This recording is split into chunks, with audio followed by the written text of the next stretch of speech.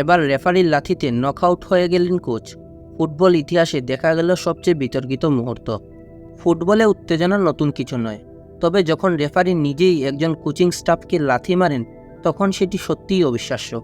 Peru কাপে স্পোর্তো হুয়াকিয়া ও মাগদালেনার মধ্যকার ম্যাচে এক চাঞ্চল্যকর ঘটনা ঘটে গেল। ম্যাচের দ্বিতীয়ার্ধে 37তম মিনিটে হুয়াকিয়া 2-1 গোলে এগিয়েছিল। এমন সময় মাগদালেনার এক কোচিং স্টাফ ক্ষুব্ধ হয়ে রেফারির দিকে বোতল হাতে তেড়ে যান। রেফারি তখন নিজেকে বাঁচাতে কোনো দ্বিধা করেননি। তিনি দৌড়ে এসে কোচিং স্টাফের ঘাড়ে জোরে একটি লাথি মারেন। সঙ্গে সঙ্গে মাটিতে লুটিয়ে পড়লেন ওই কোচ।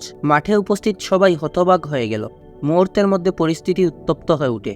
খেলোয়াড়, কোচ এবং কর্মকর্তারা সবাই ঘটনাস্থলে ছুটে আসেন। উত্তেজনা প্রশমিত করতে মাঠে আসে পুলিশ এবং দীর্ঘ আলোচনার পর ম্যাচটি বাতিল ঘোষণা করা হয়। পেরু কাপে আগেও বিভিন্ন বিতর্কিত ঘটনা ঘটেছে, তবে রেফারির এমন সরাসরি লাথি দেওয়ার ঘটনা বিরল দৃশ্য। এই ঘটনাটির ভিডিও ছড়িয়ে পড়ার পর ফুটবল প্রেমীদের মধ্যে চলছে উত্তপ্ত আলোচনা। কেউ বলছে রেফারির আত্মরক্ষা করার প্রয়োজন ছিল, আবার কেউ মনে করছেন এটি পেশাদার রেফারির কাছ থেকে অগ্রহণযোগ্য আচরণ। এ বিষয়ে আপনার মতামত কি? রেফারির এই প্রতিক্রিয়া কি ন্যায়সঙ্গত ছিল, নাকি তিনি সীমা অতিক্রম করেছেন? তা অবশ্যই কমেন্টে জানিয়ে দিবেন। আর খেলাধুলা সম্পর্কিত নিয়মিত আপডেট পেতে আমাদের চ্যানেলটি সাবস্ক্রাইব করুন। ধন্যবাদ।